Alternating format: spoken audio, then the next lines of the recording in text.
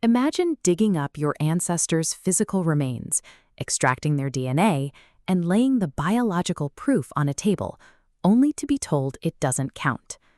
Before examining how a family can be erased overnight, let's thank our sponsor, Shasta Unfiltered, bringing independent news to Northern California. In Shasta County, the Redding Rancheria operates under a highly specific set of constitutional rules. To be an enrolled member, you don't need a certain percentage of native ancestry. The only requirement is that you are a direct, lineal descendant of one of the 17 original distributees recognized when the tribe was restored. That is a strict biological standard. You either share the bloodline of those 17 founders or you don't. It's a binary test that leaves almost zero room for interpretation, making the eventual rejection of one particular family entirely inexplicable.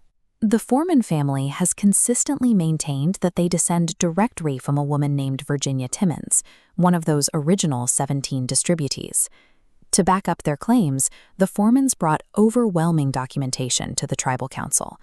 They submitted historical census data, entries from family Bibles, sworn witness testimony, and ancestral DNA test results. Despite the physical evidence sitting in front of them, the tribal enrollment process in the early 2000s rejected their claims.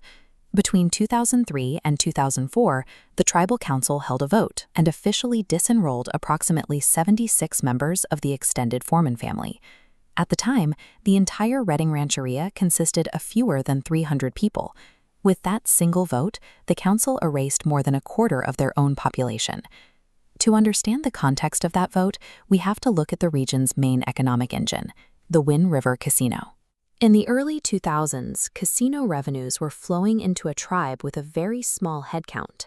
Divide the profits of a massive venue evenly among 300 people, and each share holds significant value. When 76 people were removed, their shares didn't disappear. Remaining members absorbed them, reportedly adding roughly $3,000 per month for every remaining person. Former tribal chairman Bob Foreman and his family publicly argued they were targeted specifically for questioning how those casino finances were being handled. According to them, the sole motivation behind the disenrollment was greed. The immense wealth generated by tribal gaming creates a harsh mathematical reality. It offers a powerful financial incentive to weaponize enrollment rules and remove rival family factions to consolidate the profits. 4 years after the disenrollment, during a 2008 federal review for a land trust decision, the Department of the Interior examined the exact same evidence. Their conclusion was definitive. The Foreman family members are lineal descendants of Virginia Timmons. So, if the biological evidence and the federal government both confirm their lineage, why are they still excluded from the tribe?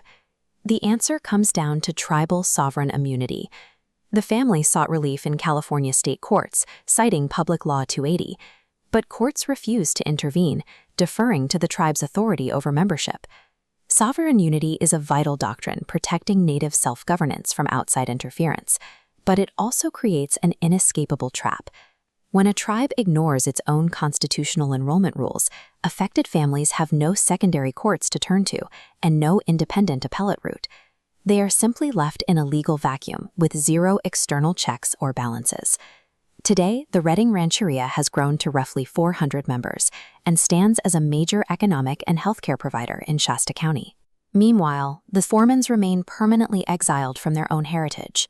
The community has not forgotten. You can see the friction firsthand right outside the Wind River Casino, where Foreman's strong advocates have left visible protest signs chained to the fences demanding justice.